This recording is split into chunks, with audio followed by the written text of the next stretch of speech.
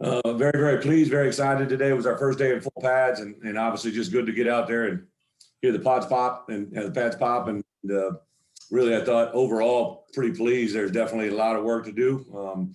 When you start focusing in on certain things, when the pads come on, some other things get left behind. So got to teach them that they got to keep moving forward. I do think 3 practices into it, we've stepped forward every day. I haven't had any regression. Certain players have jumped out, some guys making catches, some guys making tackles, some guys making blocks, some guys getting off blocks. So overall, very well pleased. But, there's a couple things that come to our mind, right? I told our guys today, like simple thing, right? As we're getting into our first intense high pad, high physical intensity, we got a little bit loose with the ball. So as we start concentrating on the physical intensity, we maybe lose track of our focus on a play-to-play routine and get focused on things we don't need to. So you'll hear me say it repeatedly over and over again. More games are lost than won. Before you can start winning games, you got to stop from losing them. So we're really staying in that world, trying to stay in our lane, do things right, and see where it goes. So week 1 is behind us. We never get it back. We got 4 in front of us. We got to take full advantage of it, and I think these guys are locked into that. So really from an injury standpoint, got through the week pretty healthy. Got some guys that have maybe been banged up, some bumps and bruises, some different things. I don't think anybody that we started practice with on Tuesday to where we are on Saturday, no one's in a position. There's a couple guys that might miss a week or 2, but there isn't anybody that's going to miss the entire spring, have stayed away from any significant injuries. So that'll be a day-by-day progress. When you guys are in there, a lot of our injured guys are out are in the inside working with Tank and Jeremy and his crew on the rehab. So the part that I've liked about this group is they lock into that part. Anybody that's been banged up, and the recovery part has been very, very good. So really no news right there, just a lot of positives and hopefully some things to build upon. So with that, I'll open up for questions.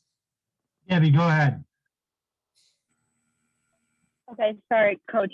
Let me know if you're having trouble hearing me. I'm at baseball. You're good. But I'm going to go back to something I asked you last week. Your family's in Champaign now. How does it feel to be with them?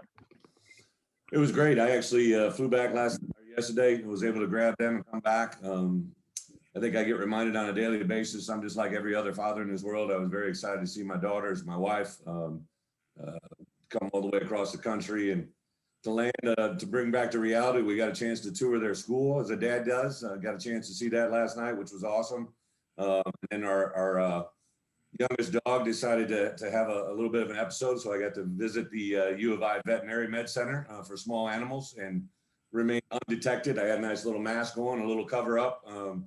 And while that was going on, it was funny. My wife was in with Ricky, our youngest dog. And so I took Bella and Brex around the veterinary facilities, and we went and looked at the cows, and then we went and looked at a donkey, and then we caught a goat, and then we saw horses, and she goes, "Daddy, they're galloping," and they were running. I was pretty impressed. But what was amazing to me, I got in to my office early this morning, and I had an email from the veterinary school. They had saw me around the facilities last night with an open tour anytime I wanted it. So I didn't get detected in the med center, but I got detected around the vet clinic with me and my daughter. So we're looking forward to getting around U of I campus more and more.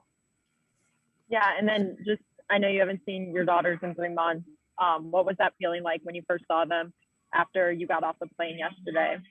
It was pretty overwhelming. They've grown so much, even though they're only, Brexley is about, she just turned 2, and Bella is a little over 3.5 years old. They've grown so much. They speak so much. They say so much. They didn't like the bounciness of the plane, but I think that's something we can't avoid. So other than that, it's been a pretty uneventful day, and we get moved into our house on Monday, and looking forward to it. I also heard your youngest daughter can now do the ILL chant. Is that true? They're very, very, very proficient in ILL, INI. What I do as a dad, I know that the more I run them, the tighter they get, and the earlier they go to bed. So we were having tag relay races in the house, trying to wear them out a little bit. They would do a tag team back and forth, and I'd go ILL, INI, and then it was a race. So we're trying to be creative in our coaching. Awesome. Thanks, Coach. Thank you. Coach, I got a couple of big picture things. Yes. You're coming up on 3 months, I believe, here. Well, tell me what your feelings are. What can you do here? What can happen here? Not tomorrow, but like long term. What do you think the potential is for this place, knowing what you know now that you didn't maybe know 3 months ago? Well, I think, there's a couple things that jump out to me. First, to have an athletic director who actually walked the walk of our players, right? So Josh, not only did he play here, he played a lot here. And he's a very good football player, went on to play in the NFL, obviously got a degree from here and has built him into what he is today. I've had that a little bit in the past, when I was with Coach Alvarez, even though he didn't play at Wisconsin, he played college football in Nebraska and he knew what he was building there. And I think the same vision comes here with Josh. Josh knows what he's seen here have success. He knows what the end all goal is, and he's trying to give us everything we can to provide that. And walk hand in hand with somebody like that is pretty surreal. But just overall, the whole university, I mentioned that about, just being in the vet med area yesterday and being greeted by an email this morning to welcome me in anytime I want with my girls. It's just like the feeling on this campus through this whole COVID thing, and even all the head coaches. I've had one-on-one Zoom meetings with women's coaches, with the men's coaches. Got a bag of gear yesterday from Coach Hartlib, some baseball gear. I can't wait to get in the stands and watch one of them and watch them compete. I think the overall feeling in this campus is pretty special. And then I would tell you the big question, right? The $1 million question I got when I came here was, building up relationships in the state of Illinois with the high school coaches. And we've really kind of approached it in two different ways. There's obviously the Chicagoland area that's always being recruited, but I think the part that needs to stand out is, for Illinois to be successful, downstate Illinois has to be here. All right. That's kind of like when I've been at these other places and, the Iowa kids make up the Iowa program, the Wisconsin kids make up the Wisconsin program, and Kansas made up the Kansas State program. I think Illinois has got to be made up by especially these downstate kids. There's a lot of talent here. They've traditionally been ignored or kind of gone other places. The guys that have been here and been a part of the past, we're going to ask them to help us build this thing. And then the current players that we're recruiting right now, the 2022s, the 2023s that are from this say couple hour radius, or downstate Illinois, have got to be Illinois. It's important for that to happen to build the culture of what we're trying to get done. So those things are very exciting. And then, there's a million other things, but I think that's probably the two big ones. Coach, the other thing, maybe shorter term, because the uniqueness of this year with all the kids you have back, is there greater potential for early success because of some kind of circumstances you walk into here, as opposed to like normally you take over, it's pretty much a mess. It's a great question, Bob. I think like these super seniors are a very unique animal, right? They're guys that have been in a situation to leave and they came back. You look just on the defense side of the ball, Tony Adams jumps out right away for us right now. Same thing was Owen Carney. But then you have some true seniors. You got Isaiah Gay that really jumps out. A couple other DBs that are coming back that will be normal seniors that have really stood out in an offensive league, to be quite honest. Even though Poucho's not out there, his presence is felt. But you got Kramer, you got Velo, the guys that have been in this program a lot and want to be successful. That's a huge advantage for us right now. Now, the concern, obviously, is the flip side. A year from now, we could potentially lose 2 senior classes. That's yet to be determined by the NCAA. That's why recruiting, especially recruiting in this state, the reason I'm wearing an Illinois High School Coaches Association shirt is it's important to us here, right? It's important for us to build this the right way with Illinois high school players and then branch out around the country to get what we need to get done. Thanks, Coach. Great stuff. Thank you. Hi, Coach. Good to see you. Nick, hopefully at the end of May, the NCAA recruiting dead period is going to come to an end, and they won't lengthen it again. Can you tell me about your approach that first weekend of June with the official visits? Kind of, who are the target? What's the target pool of kids you're going to bring in, and what kind of things do you want to showcase to them? Good, great question. Obviously, I can't divulge names, but I think our recruiting department has just been so far pretty on top of everything out in advance. It was interesting. We were the first school out of whatever it was, 130 Division I teams that, we started sending out official visit invites, a month ago to our guys, and really want to be ahead of the curve. A lot of people have followed us. It's interesting to see a lot of the same graphics we use. People have copycatted. I think the idea of being first in recruiting is good, but it's not always the end all, right? You got to be thorough in what you're doing. We came in late on certain guys, but when we evaluated, we made a decision off, or we go full throttle, kind of try to focus it in that way. I think June, really from June 1 to June 28th or whatever that cutoff period is going to be in, it's going to, unfortunately for us as coaches, it's going to be a 24/7 job because it's just going to be vital to our program to get as many people on campus as we can, play by the rules they're going to give us. Those still haven't been given to us. We're proactively thinking what they're going to be, but until those finally come through, and then the obvious thing that's concerning to me is just it sounds like it's going to be returned to activity as normal, but yet it could be strictly or directly affected by local policies and rules and governance. So it's not just the University of Illinois, it's the state and everything else. So we're trying to get everything on board right now, even though it's the end of March, so that we can know in April and May where we're going, because June 1, we got to be able to hit the ground running. And you were pretty aggressive, in the offseason addressing some needs, linebacker, running back, and transfer safety. I know it's limited viewing so far this spring, but do you see any other position groups where you'd like to bolster before next fall and when camp opens? There's obviously position groups, 3 days into it that we feel, hey, we thought this, and we've maybe confirmed that, or maybe we're starting to think a different direction. I think anytime someone's a good football player and wants to come to Illinois, we got to think about it. I think competition brings the best out of people, both players and coaches. So we're always going to be on the mend. Again, especially, there's so many good players that have left this state with now this transfer portal and grad transfers, that if someone's left the state of Illinois and wants to come back, we're all ears, and that's been a kind of an opening prayer for us when I got here, and have had a lot of people call in with some opportunities. So we'll just continue to explore it and continue to breed it, and hopefully it'll continue to grow. Last one, Coach. Barry Alvarez announced today that he's going to be retiring, which I'm sure you heard about. Could you comment on that? You know what? I did see that. I didn't see any formal announcement. Was there a formal announcement from the UW? Not that I'm aware of. Yeah, so I appreciate the question. I understand why it's out there, but Coach Alvarez is one of the most important men in my life. Was a huge factor in my success as a college football coach, both as an assistant and as a head coach. And until that announcement, if that announcement comes, I'll save my comments till then. But he's a very special man in my life for sure. Sounds good. Thank you, Coach. Thank you. Hey, Bret, I'll keep with the recruiting theme here. Usually this is a time of year where you get so many visitors for spring practice to come and see your campus. Is that stalled the process at all for you guys, or how do you kind of counteract that without this kind of time to really sell your program? Jeremy, it's probably one of the more frustrating parts, but it is just part of the world we're living in. So we've done, this room that you see me every day, this Zoom room, it's been noted, obviously my family came to town, but probably a good thing they haven't been here the last 2 months, because I spent more time in this room than any room.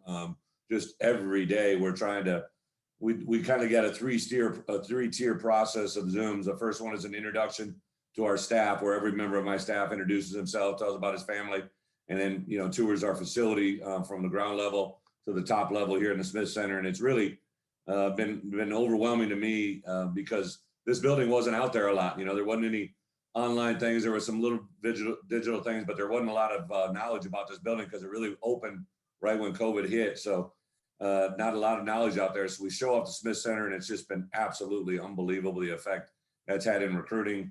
The next phase, we'll do an academic Zoom with people that really focuses in on their specifics of what they're doing. And then we get really target specific, so kids that want to be involved in the weight room, we'll have weight rooms. Guys that are involved with position coaches, have position coaches. We do anything and everything to gravitate to be around them on a weekly basis through Zoom, and then endless phone calls, texts, messaging, anything we can do. We try to bring that recruiting to them. There is an NCAA rule that allows people to hit campus here. We can't give them tours. We can't be involved with it. We can't talk to them. But it's definitely something that we saw grow across the country, and we've been able to have a few of those players come to our campus, but really we can't visit with them. Now we can't even communicate with them while they're on campus until they're off. So it's, again, there's a lot of protective measures by the NCAA, which I think they're smart to do. And just to follow up on that, I know there's kind of the life cycle. I don't know, as coaches, do you guys have like a timeline of checkpoints of we'd like this much of our class done by this time, or is that not even a factor? Jeremy, I've never been one that worried about, who was committed or who wasn't committed. All I can do is worry about the ones we want. I obviously, as a head coach, you'd love to have as many in your boat that you want as early as possible. But, you also have to understand that these young men are in a very unique timeline in their life. Their parents, their coaches, they're trying to make it as good as they possibly can. But, until they touch it, see it, feel it, there's a certain amount of limitation or, obstacles to go through. So especially in this COVID world, I'm not overly wrapped up in, got to have this number by then. I think when it does break, though, I think when the floodgates open, I would suspect we might get a pretty good flurry of commitments when it does happen at Illinois. Thanks, Bret. Yeah. Brett, I wanted to address the one-on-one kind of deals you do, film reviews with your assistants. We talked to George McDonald the other day. He said he'd been doing this for 20 years and he really hadn't had that one-on-one type of film review with his boss. And it was really, really helpful. Is that something that you picked up from somebody else, or is it something that you've kind of adapted and said, I think this would be a really good idea, let me try it? It's probably an evolution, Matt, to be honest. I was a young coach. I was in the front of the room. I was an inside linebacker coach at the University of Iowa, and I was coaching a room full of inside linebackers. I'd actually, a couple of them I had played with. So I remember I was sitting there and I was watching Matt Hughes and Vernon Rollins. Matt Hughes was from a small town in Texas, and Vernon Rollins is from Hackensack, New Jersey. And they were sitting there and they were charting something. I don't know what they were charting. I know they were looking at each other and they'd chart something. So we got done with the meeting. It was about an hour long, and said, everybody, hey, you can break the room. I said, Vernon and Matt, I need to hold you here a minute. And they just looked at me because I had their attention. They respected me, but I asked them what they were charting. And they both looked at each other, and I said, I just grabbed a piece of paper, and they were charting the number of times I said, okay, in an hour meeting. And I had a nervous tick that I always said, okay. I was a young coach that was, learning to speak and coach at the same time. I remember Hayden Fry, when he gave me my first job, he said, my two concerns are you've never been a high school coach and you've never been a high school teacher. And I'm like, what do you want me to do? You want me to go back and change my major? I can't do anything about that, coach. So I really didn't know at the time what he meant. But after that first spring football, when I realized that my two best linebackers in the room were concentrating more on how many times I said okay, rather than how many times I coached the teaching point, I knew I needed to change. So I asked our video department to set up a camera in the back of my meeting room, and they videoed every one of my meetings. And as an assistant coach, you think you're the greatest assistant coach that ever lived. Well, in reality is we all got work to do. So I learned early on that the best advice I could get was from my own players, but also track my results. So I started videotaping my meetings. So in the course of my career, I've done that, where I videotape coaches' meeting rooms. And then as an individual coach, you aren't exposed to things because you're always working. And unless you have professional development and go outside of your world, you never really get good at individual work. And individual time with your players is on fundamentals, which wins and loses games. So what I love to do is sit back and watch our coaches coach. And then if I can give them a simple thing, right? Anything. Believe me, George McDonald doesn't need a lot of help. He's one of the best assistant coaches I've ever been around in teaching his wide receivers what they got to do. He sees the big picture, which is why he'll be a great head coach at some point in his life. But what I did is I just tried to specifically look at things that they could get better at, suggest it. It wasn't and it isn't ever a chance for manhood status, right? You just want to get better at everything. We took a simple thing, how to hold a bag. I was watching drills on Tuesday and Thursday, and I was maddening that no one knew how to hold a bag. So we talked about how to hold a bag. We showed our players, and our last two practices have been better because of it. How to finish a drill, how to start a drill, how to face your players and watch them do what you're asking them to do rather than be engaged in the drill itself. There's a lot of different things we went over, and hopefully if Gio took something from it, or our staff, hopefully it makes us better. Thank you, Brett. I appreciate it. Yep. Brett, I wanted to follow up on that a little bit because there has to be a pretty good comfort level between you and, these assistant coaches that you brought in, all of which had pretty good experience coming in here. I mean, how did you know that they were going to respond so positively to that just because of the places they've been and the success they've had in their field? I get the question. I really didn't think about it that way. I took it more of one of the things I ask our players to do is, right, competition brings the best out of people. I think if I have a room of 10 assistant coaches who want to be the best coach, but more importantly, if they don't want to be the worst one, if you don't want to be the low man on the totem pole, if you don't want to leave that practice field knowing that you just had the worst individual period of all 10 assistant coaches, that builds a lot of pressure to be successful. And that's just kind of where I put it. But I also tell you this, I learn from my assistant coaches every day. I watched my 2 D-line coaches, or my O-line coach and my D-line coach the other day, and really enjoyed their progression of teaching and what they did. I watched Tony Peterson work with our quarterbacks. There's a big difference between Brandon Peters' mechanics and Isaiah's mechanics, but he was able to work with both of them. I see Corey Patterson, who has got the personality of this world and is relatively new to the running back world. And anything that he does, it's very well thought out. Anything he tries to teach his players is very detailed. So if we just start moving in that direction, we got a chance. I go back a lot to what I've learned in the past. I learned from my head coaches, right? I learned a lot from Hayden Fry to Kirk Ferentz to Bill Snyder to Barry Alvarez to Bill Belichick to Joe Judge. And one of them that jumps out to me, Coach Fry always used to say as a head coach, never ignore something you know and never comment about something you don't, right? So I don't talk to the quarterbacks about throw mechanics. I can see their footwork, but I know that's something that's not my world. I don't talk to a DB about backpedal technique, but I can talk about change of direction. So I never ignore something I know, but I try never to talk about something I don't. May sound silly to say, but that's a very, very driving force of my teaching.